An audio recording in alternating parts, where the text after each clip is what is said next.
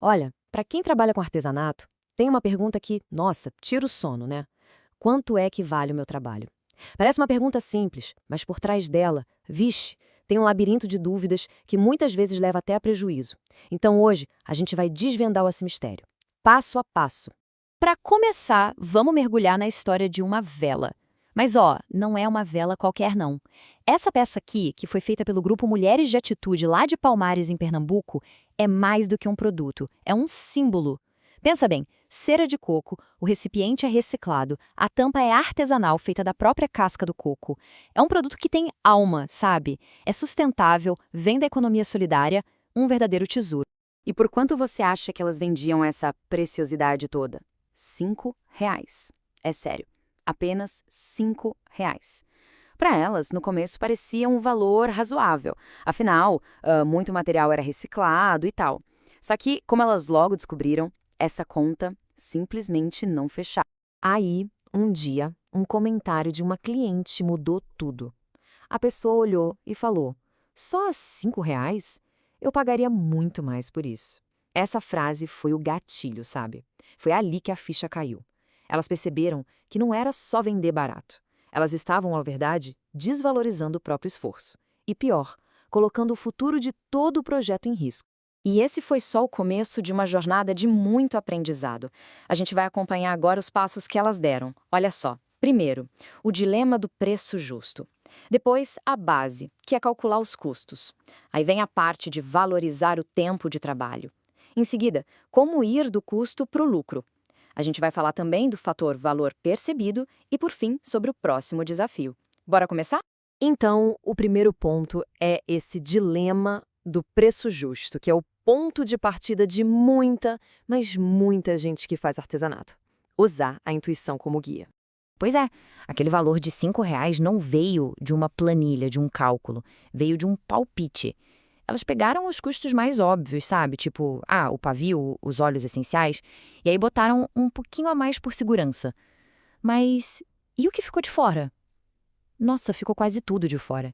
A energia que foi gasta, o tempo de produção, o desgaste das ferramentas e, principalmente, o valor do trabalho delas. E aqui veio a primeira grande lição, a fundamental. Para se ter um preço justo, antes de mais nada, é preciso ter uma base sólida.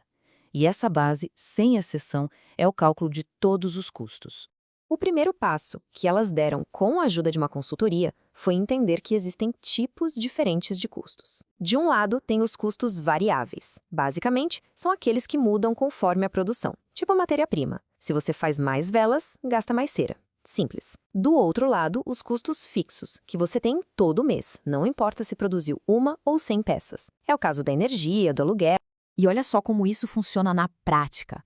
Elas pegaram uma única vela e mapearam cada custo variável, mas assim, centavo por centavo mesmo, da cera de coco até a etiqueta reciclada. Mas presta atenção no último item da lista, que é o mais importante, quase sempre o que a gente esquece: a mão de obra. Depois, foi a vez dos custos fixos. Elas somaram tudo o que gastavam no mês, energia, gás, transporte, e dividiram pelo número de velas que elas planejavam fazer. Com isso, cada velinha passou a ajudar a pagar um pedacinho dessas contas. O resultado? Nenhum custo ficou de fora. Tudo entrou no cálculo. Agora vamos para um ponto que é, sério, uma virada de chave total, que é entender de uma vez por todas que o seu tempo é, sim, dinheiro, e ele precisa estar na conta. Foi aqui que elas aprenderam um conceito super importante, o pro labore. O que é isso? Simplificando, é o salário de quem faz o trabalho. É o seu salário. O tempo que você dedica à produção não é um favor, não é um extra, é um custo do negócio. E ele precisa ser pago, assim como você paga pela cera ou pelo pavio. E como é que a gente calcula isso? É bem mais simples do que parece, viu? Primeiro, defina um salário mensal que você gostaria de ter. Quero ganhar R$ 2.000. Ok. Segundo passo, calcule quantas horas você trabalha no mês. E terceiro, divida o salário pelas horas. Pronto, você achou o valor da sua hora de trabalho. É esse valor que vai entrar no custo de cada peça que você faz. Ok, com todos os custos na ponta do lápis, incluindo o nosso trabalho, a gente chega na etapa que garante não só a saúde, mas o futuro do negócio, o lucro. E aqui, gente, vem outra mudança de mentalidade fundamental. Lucro não é o que sobra no fim do mês, não. Lucro é o combustível que faz o negócio crescer. É o dinheiro que vai permitir reinvestir em materiais melhores, em ferramentas novas, em cursos, em novas ideias. Sem lucro, um negócio não cresce. Ele só sobrevive. Então, com essa nova visão depois da consultoria, o grupo definiu uma meta bem estratégica: adicionar uma margem de lucro de 40% em cima do custo total de cada vela. E aí a conta final ficou bem clara. Somando o custo total, que deu R$ 6,94, com a margem de lucro de 40%, o preço de venda sugerido pulou para R$ 9,72. Quase o dobro dos R$ 5 iniciais, só que agora com uma garantia. Cada venda era sustentável e finalmente lucrativa de verdade. Mas calma lá, porque a matemática é só uma parte da história. Precificar também tem um lado, digamos, mais artístico, que é entender o que o cliente realmente valoriza no seu produto. Pois é, existe uma diferença gigante entre preço e valor.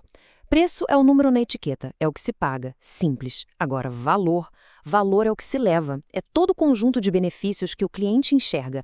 A beleza, a história por trás da peça, o fato de ser sustentável, a exclusividade.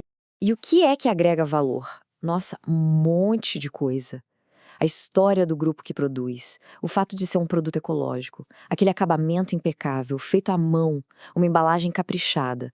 Tudo isso aumenta o que a gente chama de valor percebido, e é isso que justifica um preço mais alto. E a vela de Palmares? Tinha tudo isso e mais um pouco. E a prova dos 9 veio com uma pesquisa de mercado bem simples. Elas foram ver e, pasmem, descobriram que velas com uma proposta parecida eram vendidas online por valores entre R$ 15 e R$ 30.